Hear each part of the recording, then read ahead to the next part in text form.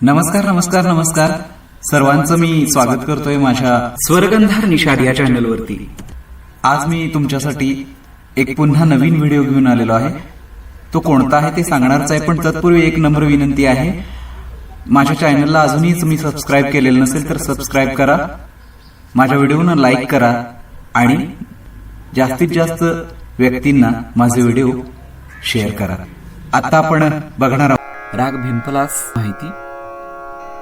हा राग काफी थाटातून निर्माण झालेला आहे। या रागामध्ये ग आणि नी कोमल स्वर आहेत। या रागाच्या आरोहामध्ये रे आणि ध हे वर्ज्य स्वर आहेत, म्हणजे ते अवरोहामध्ये घेतले जातात। या रागाचा वादी स्वर म मध्यम आहे। या रागाचा संवादी स्वर सा षड्ज आहे। राग भिंपलासचा रस शृंगारमय आहे। या रागाची गाण्याची वेळ सकाळचा 3रा प्रहर म्हणजेच दुपारी 12 ते 3 आहे। या रागाची जाती ओढव संपूर्ण आहे।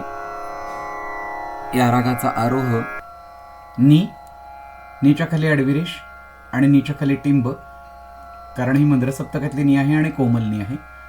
सा स्वल्पविराम गच्या खाली अडविरेश, कारण हा कोमल ग आहे। म स्वल्पविराम प स्वल्पविराम नीच्या खाली अडविरेश, कारण ही कोमल नी आहे। सावर टिंब, कारण हा तार सप्तकातला सा आहे। अवरोह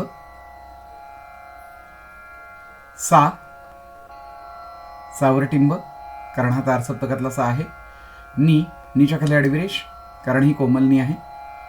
ध स्वल्पविराम प स्वल्पविराम म स्वल्पविराम गच्या खाली अडविरेश, कारण हा कोमल ग आहे। रे स्वल्पविराम सा। आता बघूया हे आरोह अवरोह कशा पद्धतीने गायचे ते।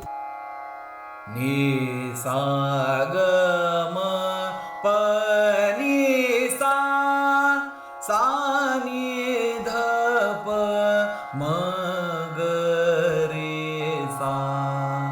आ